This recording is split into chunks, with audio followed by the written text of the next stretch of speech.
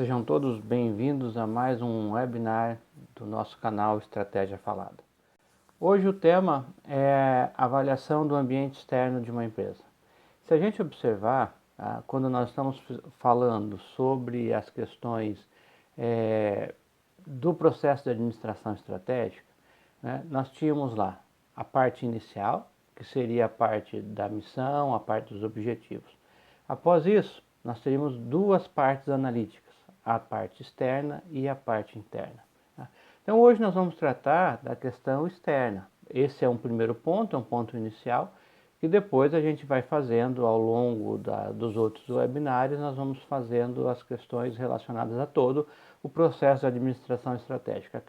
Para cada vídeo eu vou posicionando mais ou menos aonde está cada um dos elementos tratados dentro do processo de administração estratégica. Então, a gente tem alguns assuntos, tá? O primeiro deles é a classificação, né? O que é a definição do ambiente geral. Então, o ambiente geral ele é uma tendência, né? Quando a gente vê as tendências que ocorrem no contexto empresarial, né? Isso acontece em termos de ambiente geral. Então, o ambiente geral é onde as empresas operam, né? E onde a gente tem as tendências que ocorrem, e isso de uma maneira ou de outra aparece criando um impacto muito forte na lógica estratégica, e aí as decisões estratégicas elas são impactadas por essas grandes tendências. Então, se a gente pegar o Barney e Hesterly, eles dividiram em 6 pontos, né, que são 6 pontos para que a gente possa fazer análise. E aí a gente tem nessa perspectiva um primeiro elemento de o que olhar no ambiente para que a gente possa ter uma definição mais conceitual e, consequentemente, uma lógica analítica muito mais robusta. Então, o Barney e Hesterly, que eu coloco o livro na descrição desse vídeo, né, dividiram 6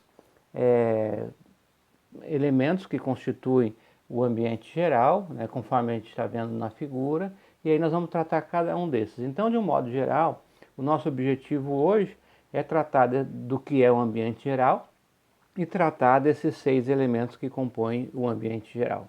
Então, aí a gente vai desenvolvendo isso ao longo desse webinar. Então, o primeiro dos elementos que a gente viu, né, no desenho anterior ali, era sobre as mudanças tecnológicas. Então, o que vem a ser as mudanças tecnológicas?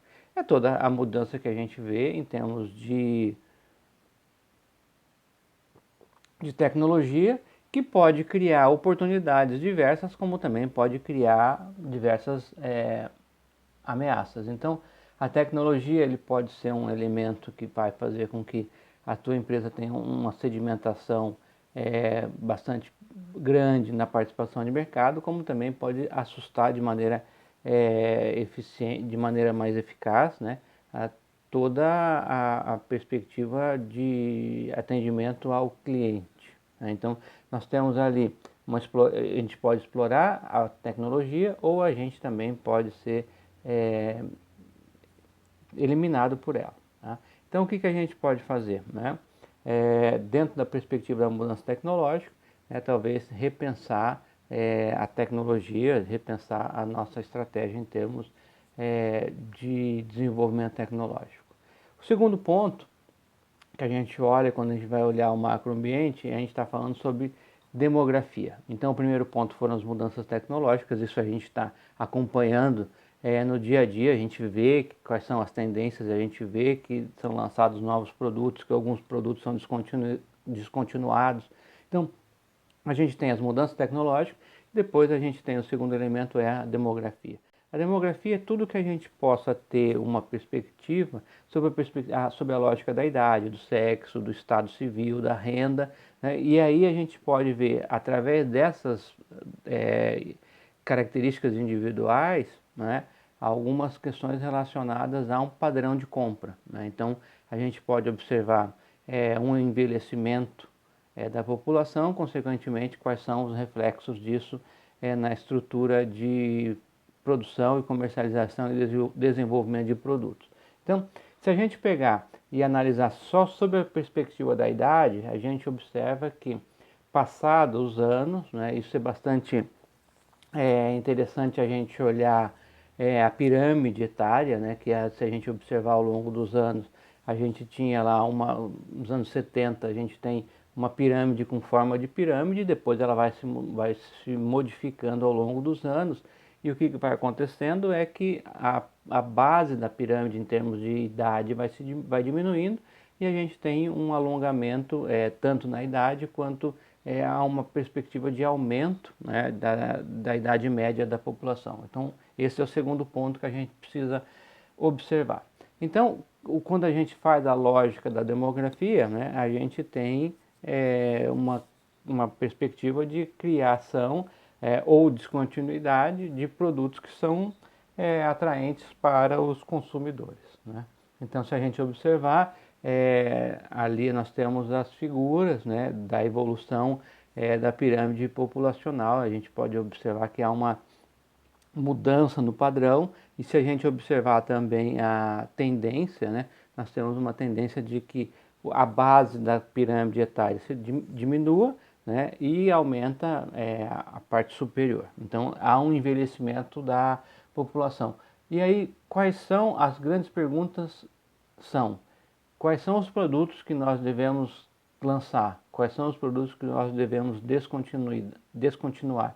Quais são os produtos que devem ser desenvolvidos de acordo com essa faixa etária? E assim a gente consegue ter algumas perspectivas de longo prazo. Depois a gente tem o terceiro elemento que o Barney e Hester colocam, é o denominado tendências culturais. Nas tendências culturais a gente tem todas as crenças, as normas, né? E que é o que vai dizer se uma população diz que algo é certo ou errado, né? O que é elegante em alguma sociedade ou em outra. Então isso, de um modo geral, a gente pode ver no primeiro momento, quando se trata de negócios internacionais. Então você precisa observar que há uma grande mudança entre as populações que a gente pode atender no caso de uma exportação. Porém, até mesmo localmente, né, a gente tem que prestar muita atenção, porque há mudanças culturais que são lentas, né, e que vão acontecendo na sociedade, vai acontecendo na cidade onde a gente mora, no estado e assim por diante, né? Então essas mudanças elas precisam ser bastante captadas, né, para que a gente possa ter o desenvolvimento de produtos e serviços de acordo com essas mudanças que vão ocorrendo. O próximo ponto é denominado de clima econômico, né? O clima econômico é bastante dedutível, porque a gente pode ver que a gente está tratando da saúde do sistema econômico de um modo geral, né? E aí a gente pode ter ali que os padrões, né, econômicos eles tendem a ser cíclicos. Então há uma possibilidade de a gente ter períodos de prosperidade e períodos de escassez. Então essa lógica, né, de ciclo econômico pode também mostrar muito quando a gente está vendo em qual ponto do ciclo econômico, se a gente aceitar que é um ciclo econômico, em qual ponto do ciclo econômico que nós estamos. Então, esse elemento clima econômico, né, ele já mostra bastante perspectiva de que se os empresários, se as pessoas comuns acreditam que vão manter os empregos ao longo do tempo, né, elas fazem investimento, os empresários fazem investimento. Então, se a pessoa acredita que o clima econômico é favorável, né, daí ela faz um financiamento de longo prazo, daí ela consegue fazer lá aquisições do que ela pensa para o seu desenvolvimento, para a melhoria da qualidade de vida da família. O próximo ponto que a gente vai tratar são as condições legais e políticas. As condições legais e políticas, a gente tem uma perspectiva de que é nelas que a gente vai ver qual é a dificuldade ou a facilidade de se fazer negócios.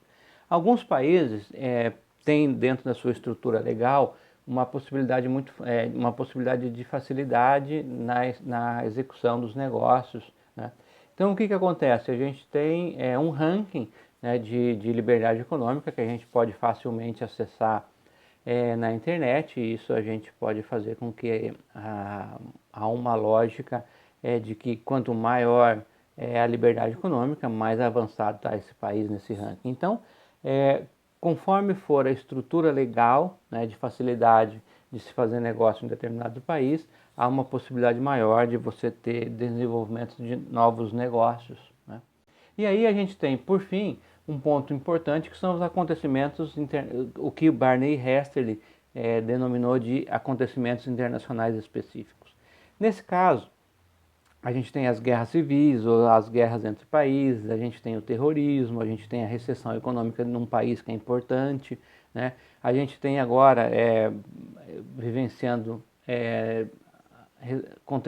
contemporâneo nosso, né, a situação de saúde pública, tudo isso tem uma implicação estratégica muito grande.